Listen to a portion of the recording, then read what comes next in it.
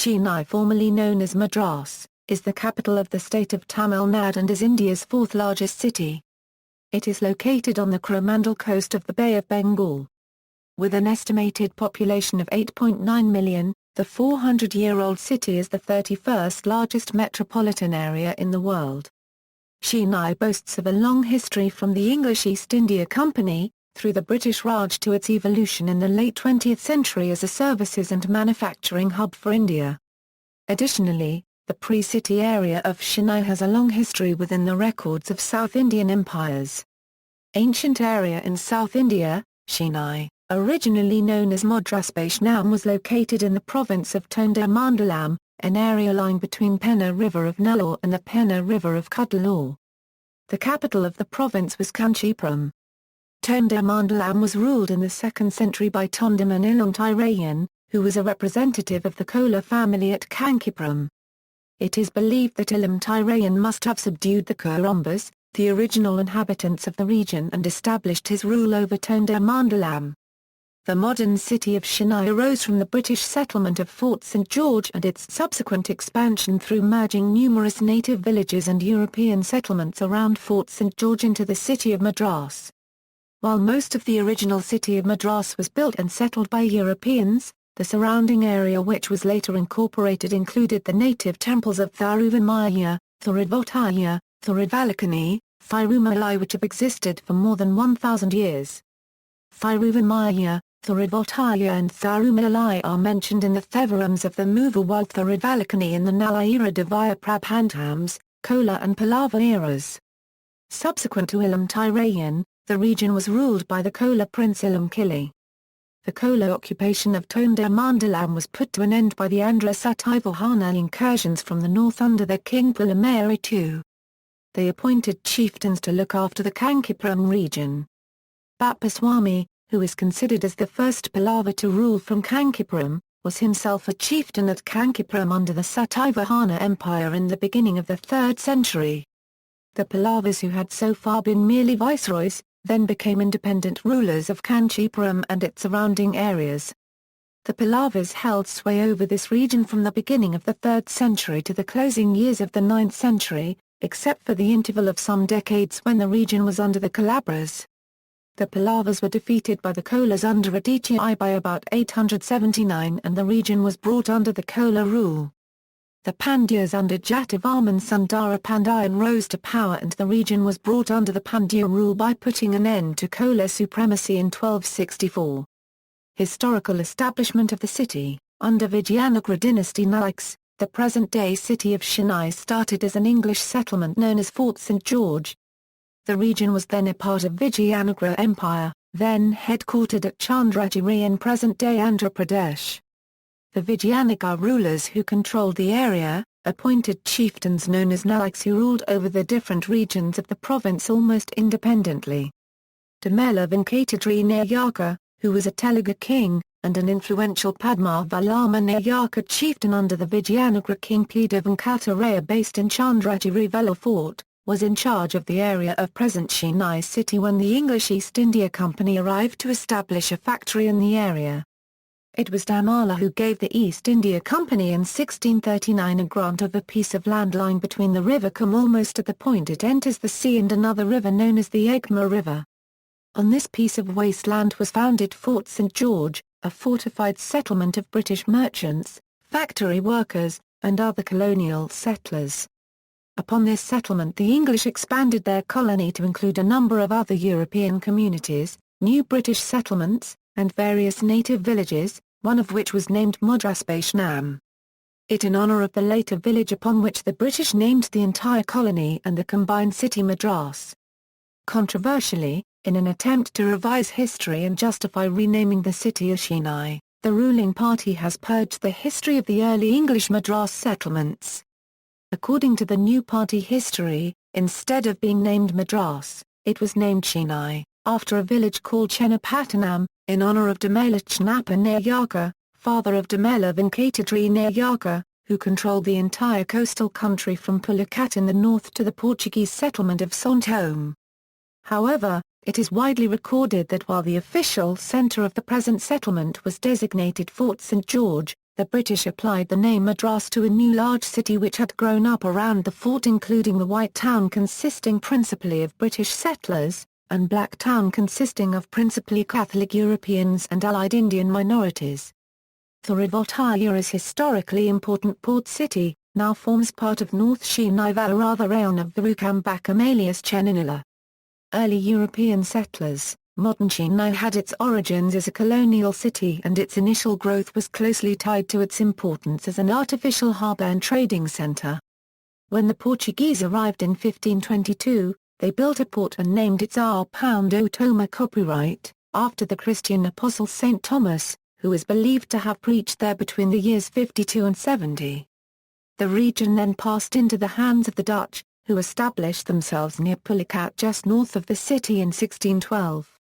Both groups strived to grow their colonial populations, and although their populations reached into 10,000 persons when the British arrived, they remained substantially outnumbered by the local Indian population.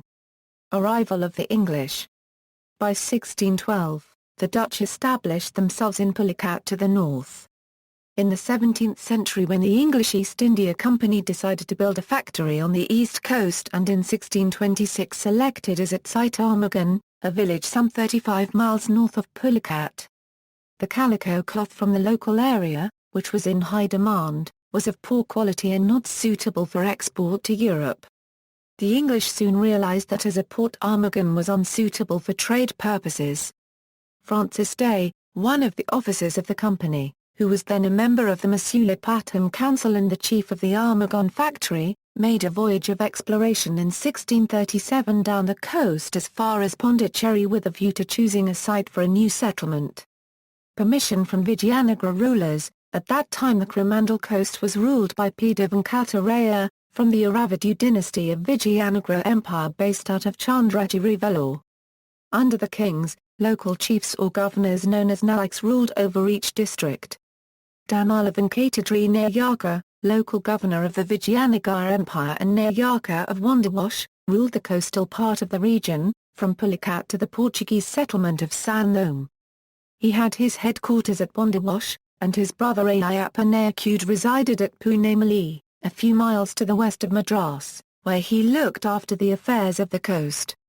Berry Thimappa, Francis Day's Dubash, was a close friend of Damala Ayappa Nayakud. In the early 17th century, Berry Thimappa of the Purajirik Kshatriya caste migrated to the locality from Palakol, near Makilapashnam in Andhra Pradesh.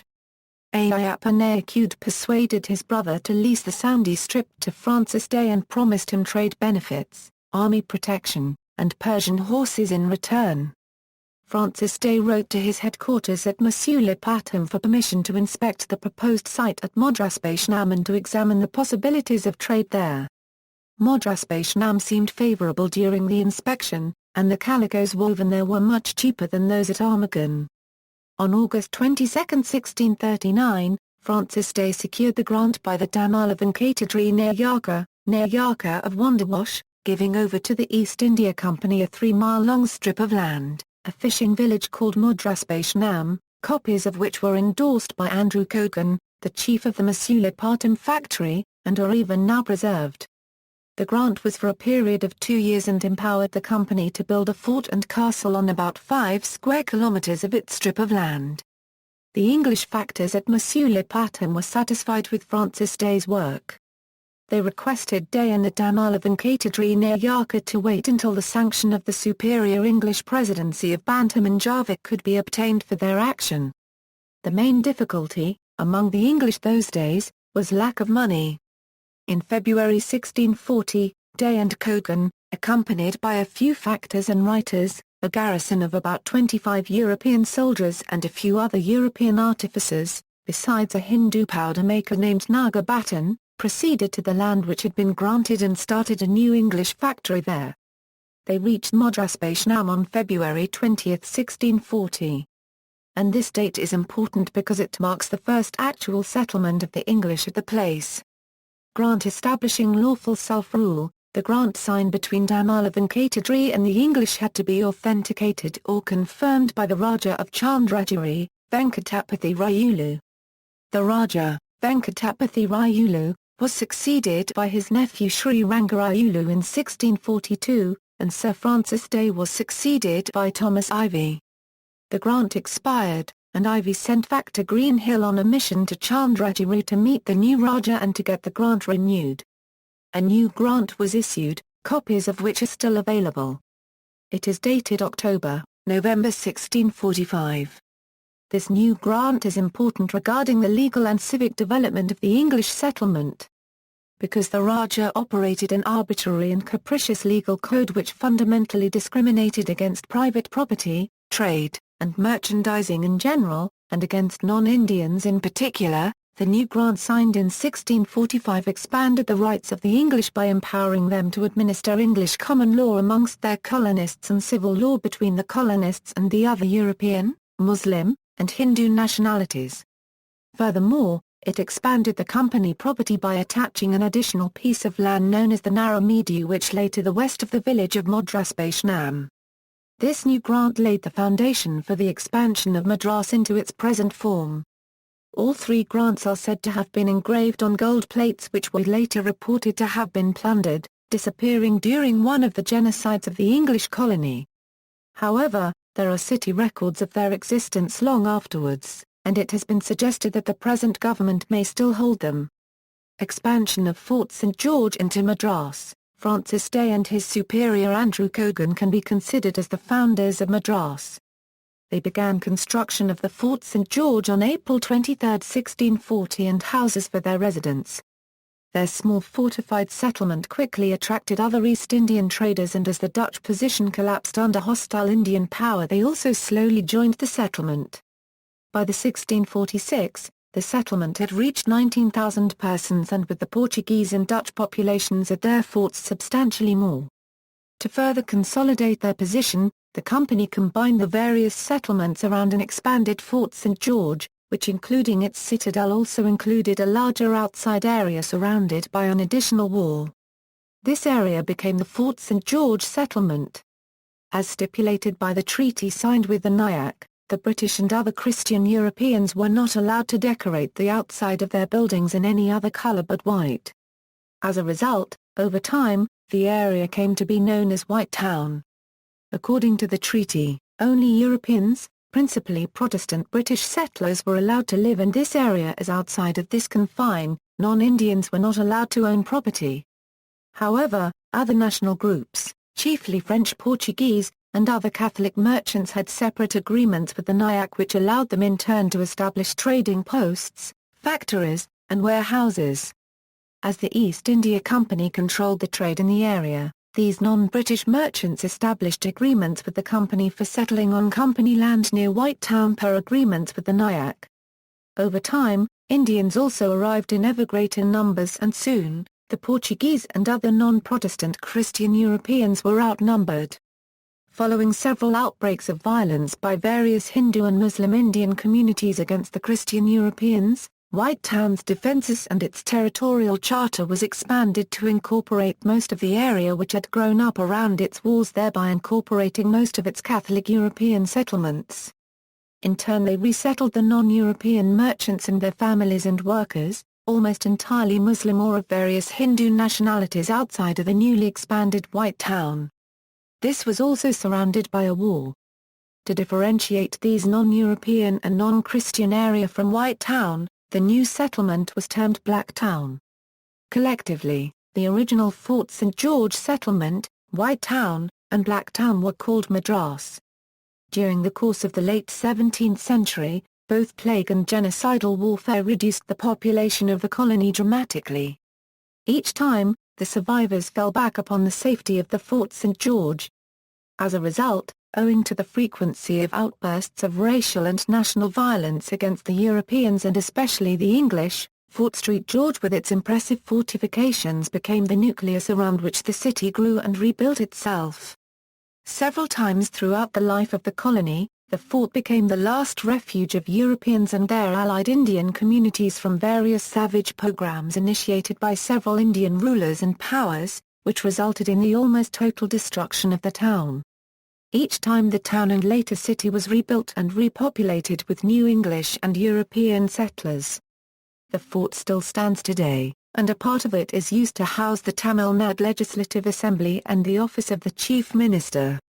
Ella Yale, after whom Yale University is named, was British Governor of Madras for 5 years. Part of the fortune that he amassed in Madras as part of the colonial administration became the financial foundation for Yale University. The city has changed its boundaries as well as the geographic limits of its quarters several times, principally as a result from destructions of the town by surrounding Hindu and Muslim powers. For instance, Golconda forces under General Mir Jumla conquered Madras in 1646, massacred or sold into slavery much of the Christian European inhabitants and their allied Indian communities, and brought Madras and its immediate surroundings under his control.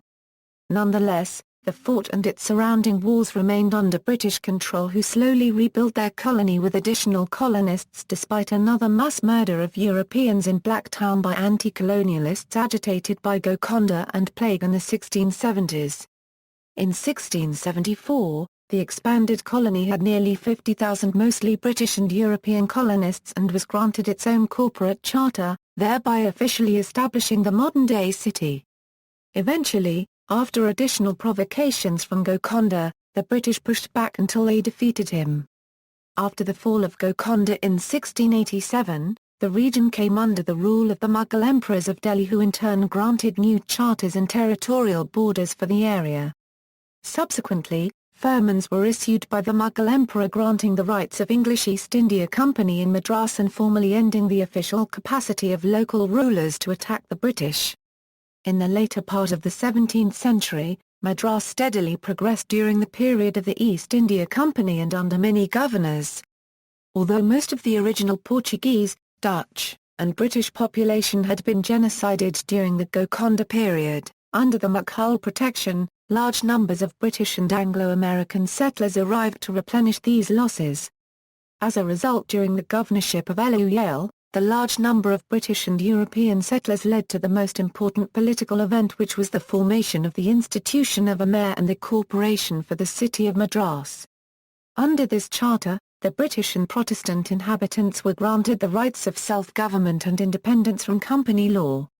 In 1693, a Perwana was received from the local Nawab granting the town's Tondi output, Purasawalkam and Egmore to the company, which continued to rule from Fort St. George.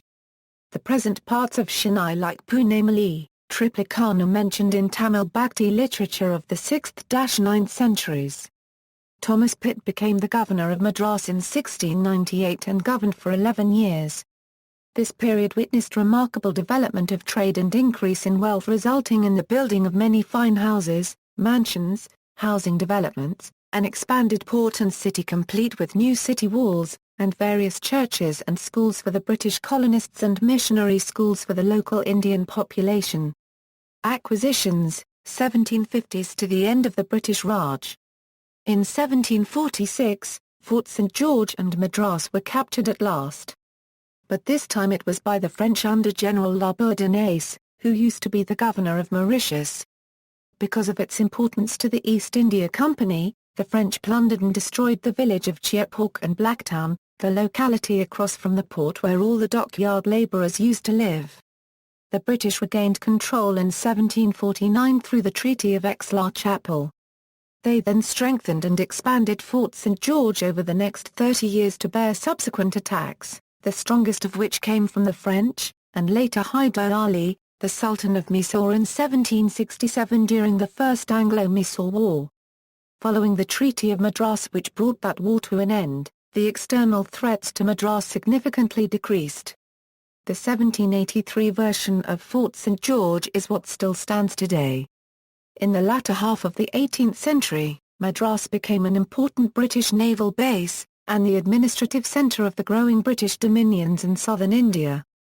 The British fought with various European powers, notably the French at Vandevoorse in 1760, where Delali was defeated by Sir Ercout, and the Danish at Thorangimbadi. Following the British victory in the 7 Years' War, they eventually dominated, driving the French, the Dutch and the Danes away entirely, and reducing the French dominions in India to 4 tiny coastal enclaves. The British also fought 4 wars with the Kingdom of Mysore under Hyder Ali and later his son Tipu Sultan, which led to their eventual domination of India's south.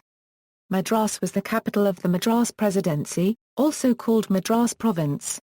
By the end of 1783, the Great 18th-Century Wars, which saw the British and French battle from Europe to North America and from the Mediterranean to India, resulted in the British being in complete control of the city's regional and most of South India area.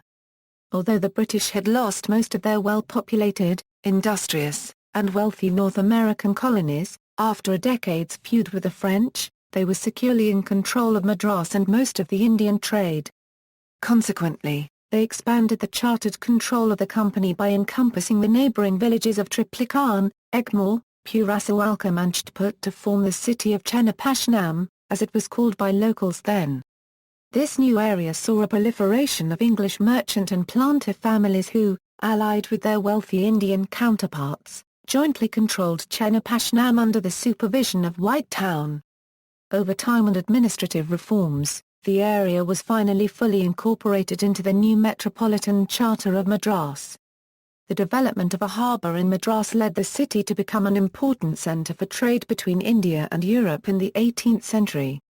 In 1788, Thomas Parry arrived in Madras as a free merchant and he set up one of the oldest mercantile companies in the city and one of the oldest in the country. John Binney came to Madras in 1797 and he established the textile company Binney and Company in 1814. Spencer's started as a small business in 1864 and went on to become the biggest department stores in Asia at the time. The original building which housed Spencer and Company was burnt down in a fire in 1983 and the present structure houses one of the largest shopping malls in India, Spencer Plaza. Other prominent companies in the city included Gordon Woodruff, Best and Crompton, Higginbottoms, Hoe and Company and P. Orr and Sons. Madras was the capital of the Madras Presidency and thus became home to important commercial organisations. Breaking with the tradition of the closed and almost wholly British-controlled system of the English East India Company, the Madras Chamber of Commerce was founded in 1836 by Frederick Adam, governor of the Madras Presidency. Thereafter, in a nod to the declining fortunes of the British textile owners and skilled workers who were still extant in the city, the Madras Trades Association was established in 1856, by which the old colonial families still involved in the skilled and textile trades were granted entry into the British and Indian financial trade system. In turn, the Madras Stock Exchange was established in 1920.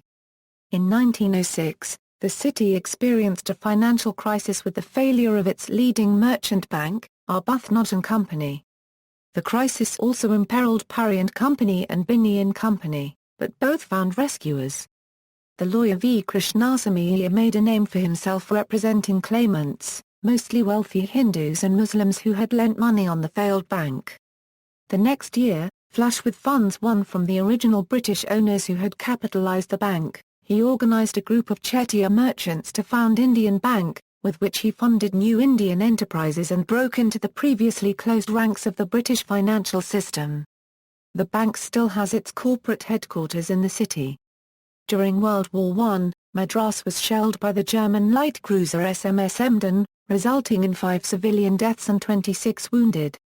The crew of a merchant ship also destroyed by the Germans that night. Post-independence. Post-British Raj, after India became independent in 1947, the city became the administrative and legislative capital of Madras state, which was renamed as Tamil Nadu in 1968. During the reorganisation of states in India on linguistic lines, in 1953, Telugu speakers wanted Madras as the capital of Andhra Pradesh and coined the slogan Madras Manade.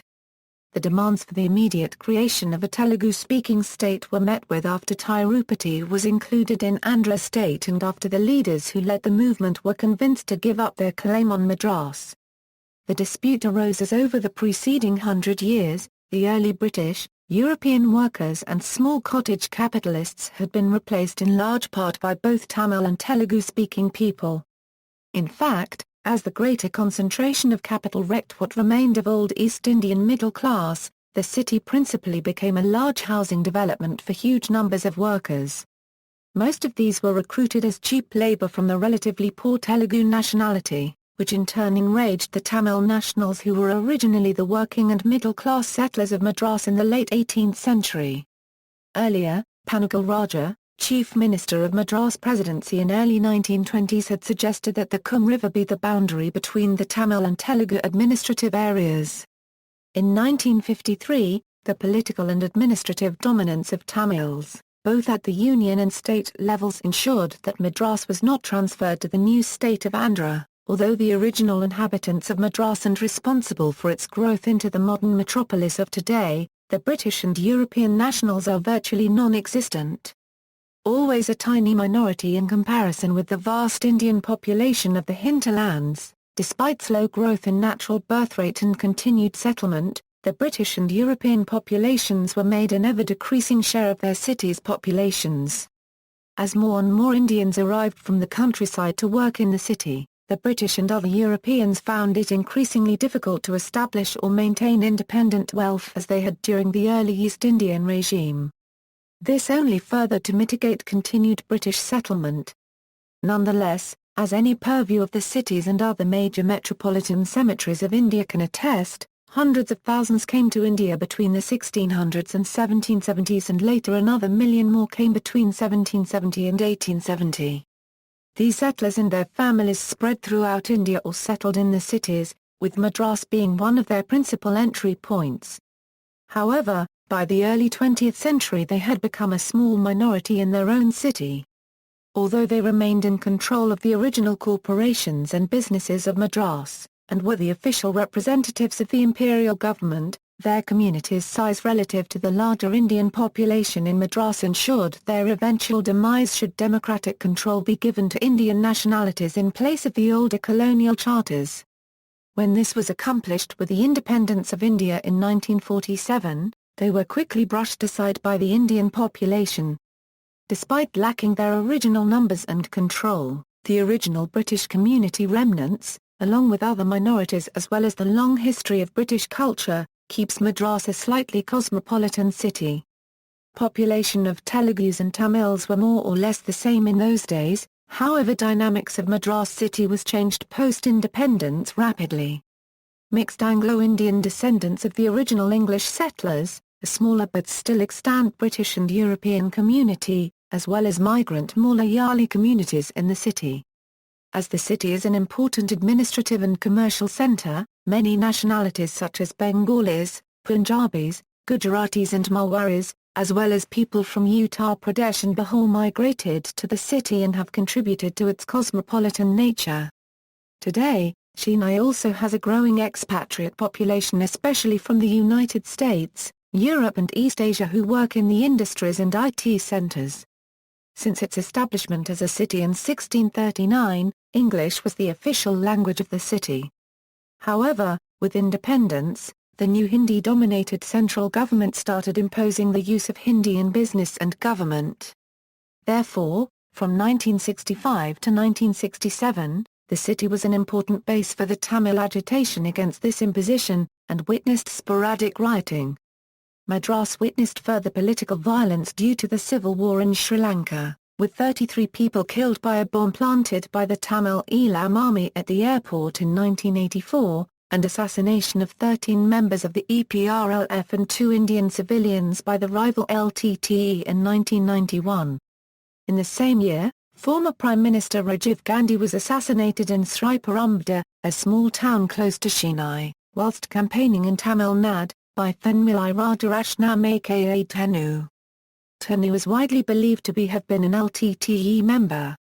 In 1996, keeping with the recent nationwide practice of Indianizing city names, the government of Tamil Nadu, then represented by Dravidar Muntra Kazhagam, renamed the city to Chennai.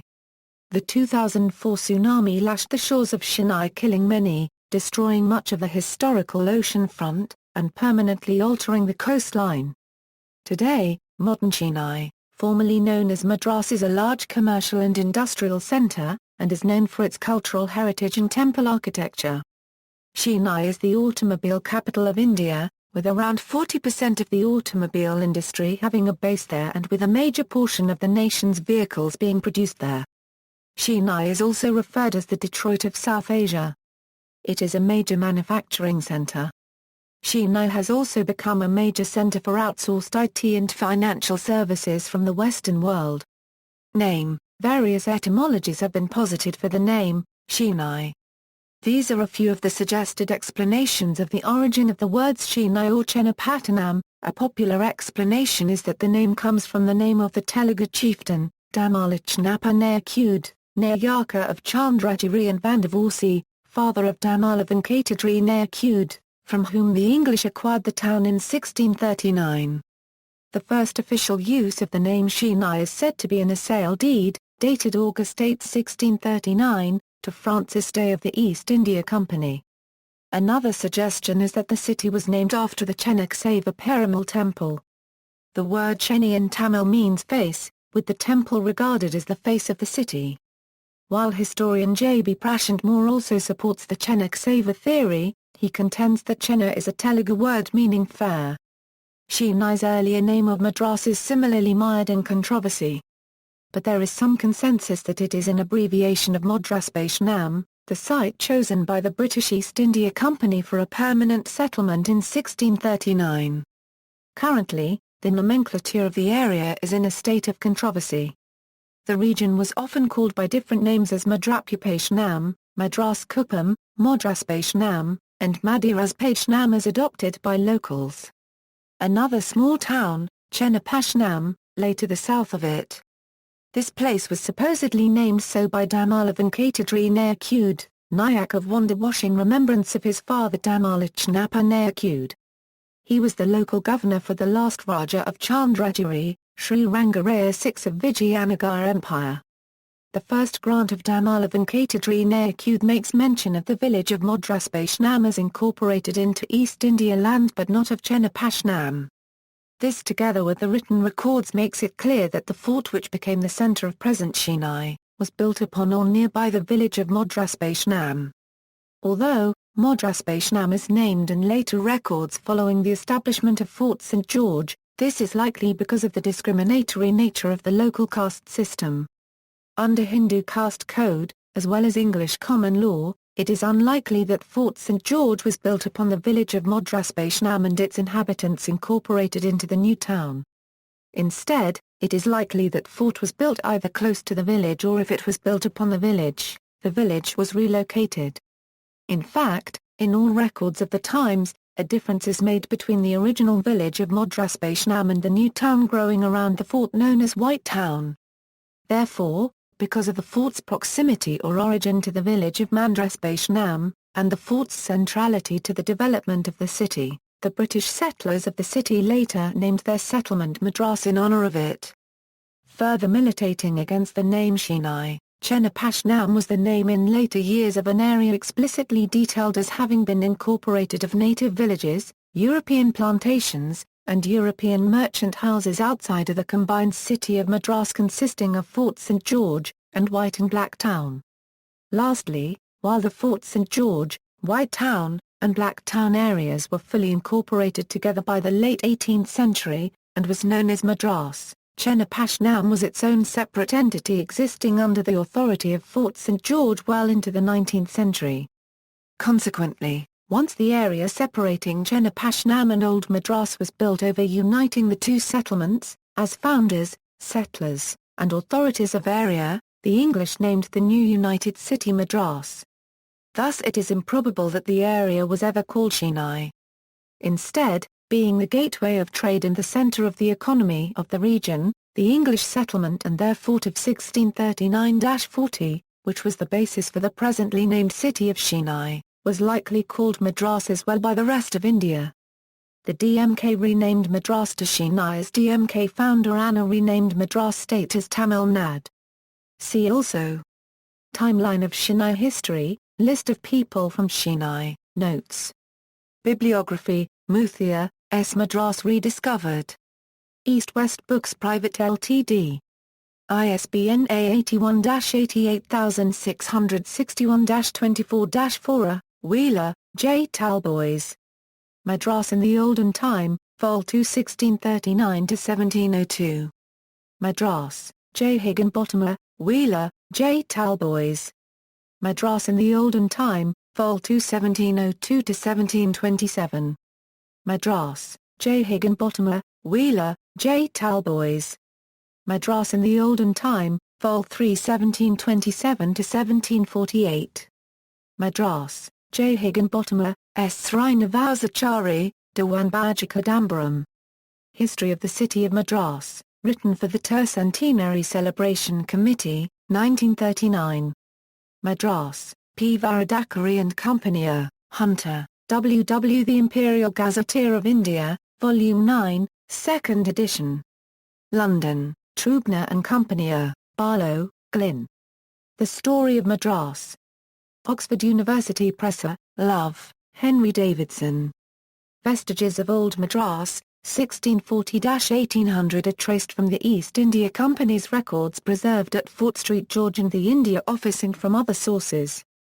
London, Murray, Somerset, Plainwright. Southern India, Its History, People, Commerce, and Industrial Resources. London, The Foreign and Colonial Compiling and Publishing Company A. Chapter, The City of Madras and Environs Preview in Google Books, External links, Once Madras, Chennai turns 372, History of Fort St George and Blacktown, Madras, Picasso Gallery, Historical Photos of Madras.